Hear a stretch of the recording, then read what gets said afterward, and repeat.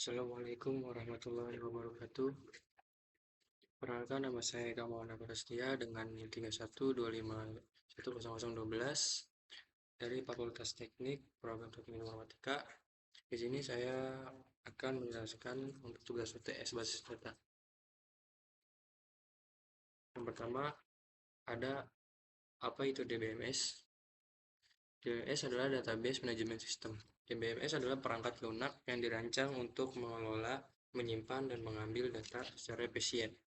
Ia bertindak sebagai antarmuka antara database dan pengguna akhir. Satu, menjamin keamanan data. Kedua, memastikan integritas data. Dan ketiga, memudahkan manipulasi data SQL. Dan selanjutnya ada kredibilitas data. Yang pertama ada pengertian. Pengertian kondisi di mana data yang sama disimpan di lebih dari satu lokasi dalam database atau sistem file. Dan juga ada dampak negatifnya. Dampak negatifnya adalah pemborosan ruang penyimpanan, risiko inkonsistensi data, dan memperlambat kinerja pemesanan query. Juga ada penyebab. Penyebabnya adalah desain database yang buruk, kurangnya normalisasi, atau huma error saat entry data. Dan juga ada solusinya. Solusinya menerapkan proses normalisasi untuk menghilangkan duplikasi dan memasifkan tergantungan data yang benar. Selanjutnya ada konsep entitas. Entitas adalah objek atau sesuatu yang datanya ingin kita simpan dalam database. Entitas bisa berupa benda nyata seperti mahasiswa, dosen, atau produk, maupun sesuatu yang abstrak seperti transaksi. Selanjutnya, composite key.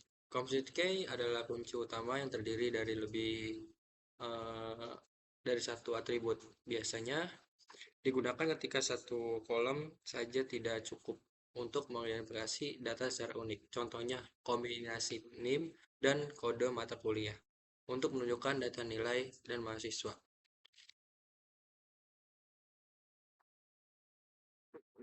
Selanjutnya ada kegunaan IndiKey. Pertama, ada kecepatan akses data, mempercepat proses pencarian dan pengambilan data tanpa harus memindai seluruh tabel.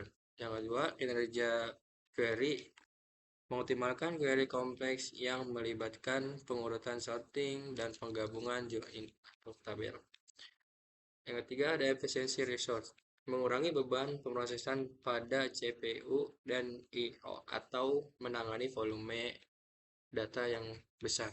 Indeknya ini untuk digunakan untuk mempercepat proses ya, untuk mempercepat proses pencarian data dalam database. Nah, dengan adanya indeks, sistem tidak perlu mencari data satu persatu, sehingga query-nya bisa berjalan lebih cepat dan efisien. Ya, ada yaitu arsitektur basis data atau jenis arsitektur basis data. Pertama ada satu tier, dua tier, dan tiga tier. Yang satu tier semua komponen data aplikasi UI berada dalam satu mesin atau tunggal. Dan dua tier, mode client server sederhana UI di client dan data di server. Yang ketiga, tiga tier, pemisahan presentation, bisnis, logis, dan data layar. Arsitektur basis data ini terbagi kan menjadi tiga, ada satu tier di mana semua proses dilakukan dalam satu sistem. Terus yang kedua yaitu client dan server terpisah. Dan yang ketiganya itu yang lebih kompleks karena melibatkan client, application server, dan database server. Berikutnya ada level basis data, IC4. Seperti ini ada tiga level dalam basis data. Yang pertama adalah physical level. Yang kedua, physical level yaitu bagaimana data disimpan secara fisik. Yang kedua ada logical level yang menjelaskan struktur database seperti tabel dan relasi. Ketiga, view level yaitu tampilan data yang dilihat oleh pengguna.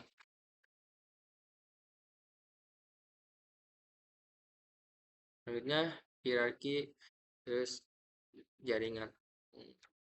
Model hierarki base data hierarki memiliki struktur seperti pohon di mana satu data hanya bisa memiliki satu induk. Sedangkan base data jaringan lebih fleksibel karena memungkinkan hubungan banyak ke banyak sehingga strukturnya seperti graf.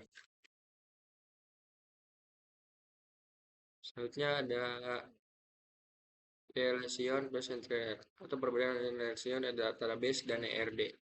Relation database adalah bentuk eh, implementasi database yang berupa tabel-tabel sedangkan ERD atau Entity Relationship diagram adalah alat untuk merancang atau mendesain database sebelum dibuat jadi ERD. Jadi ERD itu masih berupa konsep atau gambaran. Selanjutnya ada SQL terus dan non SQL compression. Ini adalah perbedaan SQL dan non SQL.